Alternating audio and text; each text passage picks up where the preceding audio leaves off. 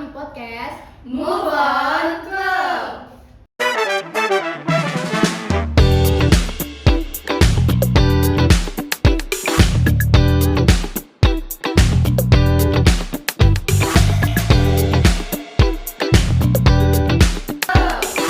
Oke, jadi kita di sini dari mahasiswa Universitas Mula Warman, Fakultas FKIP, Prodi PGSD.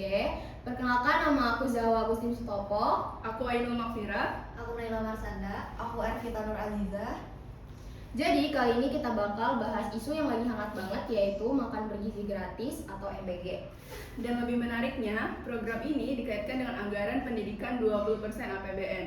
Jadi muncul pertanyaan besar nih, ini adalah solusi atau justru geser prioritas sih?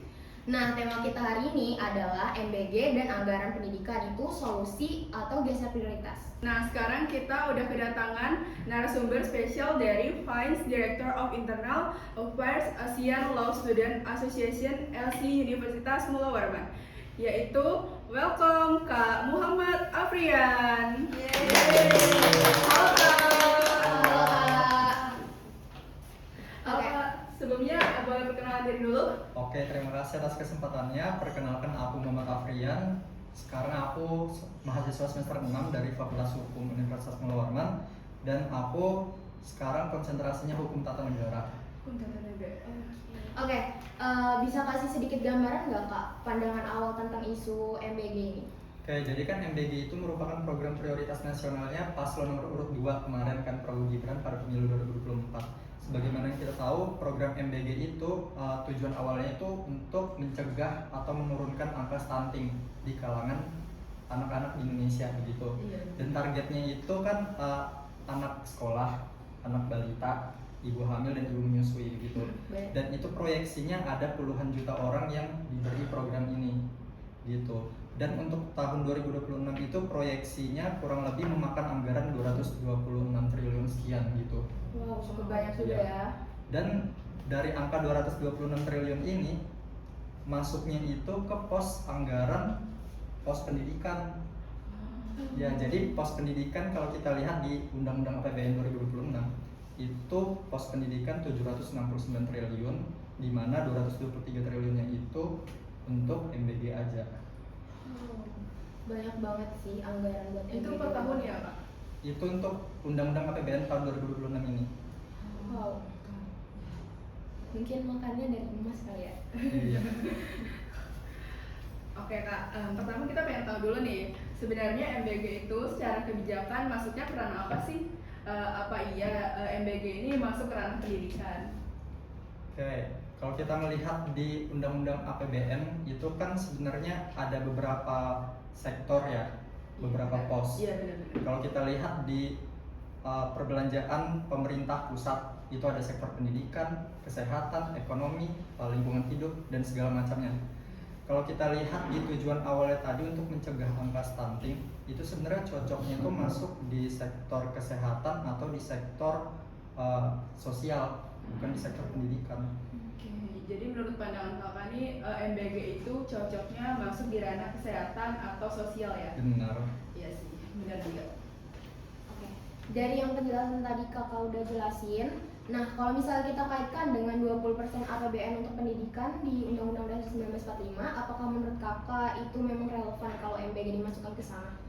Jawabannya nggak relevan sama sekali, karena kalau kita lihat di Undang-Undang Dasar kita di pasal 31 itu menyatakan bahwa pendidikan, sektor pendidikan itu harus sekurang-kurangnya 20% dari anggaran APBN di tahun berjalan. Ya, kalau kita lihat di peraturan pemerintah tahun 2018 tentang pendanaan pendidikan, itu kita lihat bahwa komponen inti dari pendidikan itu kan terkait dengan proses kegiatan belajar dan mengajar.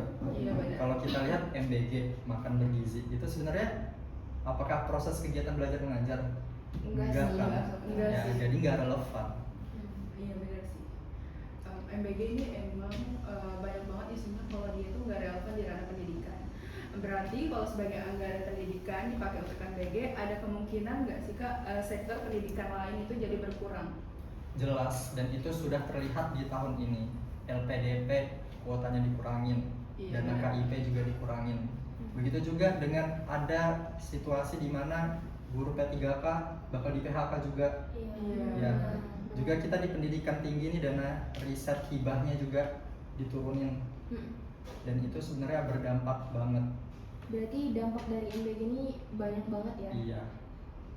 Oke, jadi ini sebenarnya problemnya itu bukan dari programnya, apa dari pengelompokan anggarannya nih yang jadi problem? Ya karena itu tadi kan tujuan awalnya itu kan untuk mencegah angka stunting. Dan sebenarnya angka stunting itu ranahnya ranah kesehatan dan sebenarnya bisa dimasukkan ke ranah sosial bersamaan dengan BLT dan BPJS kesehatan, bukan di ranahnya pendidikan. Oke, berarti menurut pandangan kakak ini MBG itu tidak seharusnya masuk ke ranah pendidikan. Benar. Kurang relevan gitu. Kurang relevan Iya. sih, benar, setuju banget.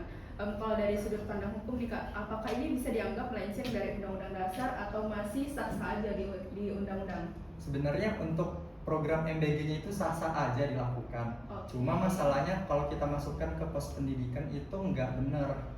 Kenapa? Karena undang-undang kita nih sebenarnya banyak pasal karetnya, banyak pasal-pasal yang lentur, yang sengaja pasal-pasal ini Iya, benar. dibuat ditafsir sedemikian serupa serampangan oleh pemerintah, di mana MBG itu bisa dimasuk-masukkan aja supaya sesuai dengan amanat konstitusi yang 20% tadi.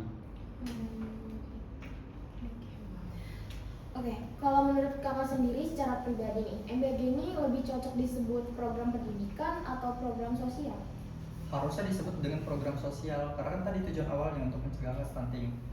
Kalau pendidikan tadi kita lihat nomenklatur pendidikan itu komponen intinya kan terkait dengan proses kegiatan belajar dan mengajar, dan itu nggak cocok. Iya. Gitu kan. Oke, kalau kita lihat lagi nih dari kondisi Indonesia sekarang kak, mana yang lebih prioritas? Menurut kakak, apakah yang lebih prioritas itu perbaikan sistem pendidikan atau program MBG? Secara MBG ini kan program dari presiden kita nih. Menurut kakak gimana? Kalau kita melihat situasi kita di saat ini banget di mana Iya. rupiah lagi anjlok, Bener terus banget.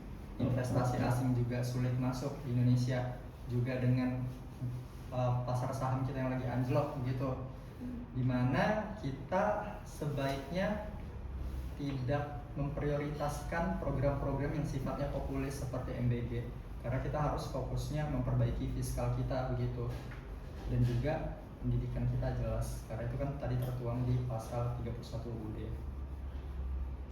Bahkan sudah ada pasal-pasalnya sendiri ya? Iya, dan menariknya itu hanya sektor pendidikan aja yang masuk di pasal konstitusi kita, dan itu artinya memang sewajib itu pendidikan bagi generasi kita. Tapi anggarannya lebih banyak ke MBG Dimasukkan ya, ke MBG. bukan buat kebutuhan Iya. pendidikan yang seharusnya. Oke, jadi sebenarnya yang kita lihat hari ini adalah dilema dari kebijakan-kebijakan ini ya, antara kebutuhan jangka pendek atau investasi jangka panjang.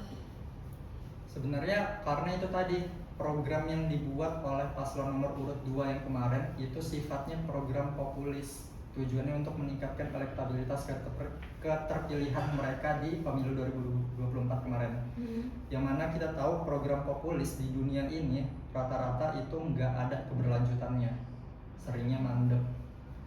Dan gitu karena apa? Karena mereka itu nggak memikirkannya secara matang terkait keberlanjutan dari program populis itu.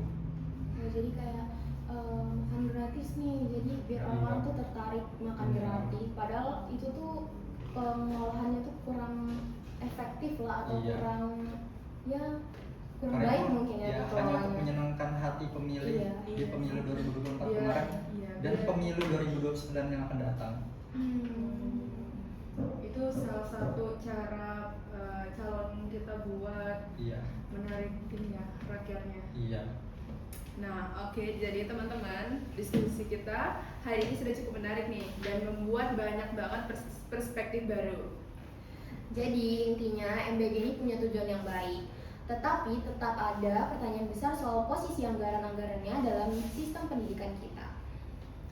Nah, jadi menurut kalian gimana sih solusi atau justru ini harus pergeseran prioritas? Oke, karena kalian udah nanya sebelumnya, jadi kita ada 2 pertanyaan dari penanya kita yang udah kita sediain sebelumnya. Untuk pertanyaannya bisa dibacakan oleh teman kami Ervita dan Laila. Kita langsung masuk saja. Iya, oke.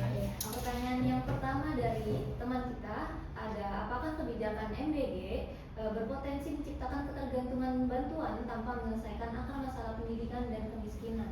Oke, mungkin aku boleh jawab ya. Terkait dengan ketergantungan, kalau kita lihat pidatonya Presiden kita tanggal 20 Mei kemarin di Senayan, kita lihat bahwa Presiden kita berapi-api dengan mengatakan bahwa rakyat kita itu nggak perlu kaya raya, nggak minta kaya raya, karena rakyat kita hanya perlu hidup yang layak. Sebenarnya ini pernyataannya keliru karena beliau ini hanya ingin memelihara kemiskinan di antara rakyat kita gitu. Dimana dengan program-program populis beliau itu hanya untuk menarik elektabilitas dari kalangan yang miskin begitu. Dimana kemiskinan yang struktural ini dipelihara karena adanya 3 hal. Yang pertama karena pendidikan, iklim pendidikan yang tidak baik, iklim inovasi usaha yang kurang baik, dan juga karena antara 2 hal itu mengakibatkan kurangnya lapangan pekerjaan. Itu hasilnya akan menjadikan kemiskinan struktural gitu. Dan kemiskinan struktural ini dimanfaatkan dalam program populis beliau melalui BLT dan maupun MBG begitu. Jadi apakah itu menciptakan ketergantungan? Iya, karena rakyat butuh subsidi, rakyat yang miskin, dan itu memang sengaja ditarik oleh presiden kita melalui ketergantungan itu. Baik, selanjutnya ada pertanyaan kedua. Apakah MBG benar-benar dirancang untuk kepentingan pendidikan atau lebih untuk membangun citra politik pemerintah? Kalau dibilang apakah untuk benar-benar pendidikan atau citra politik, itu sebenarnya hanya citra politik dan gimmick belaka.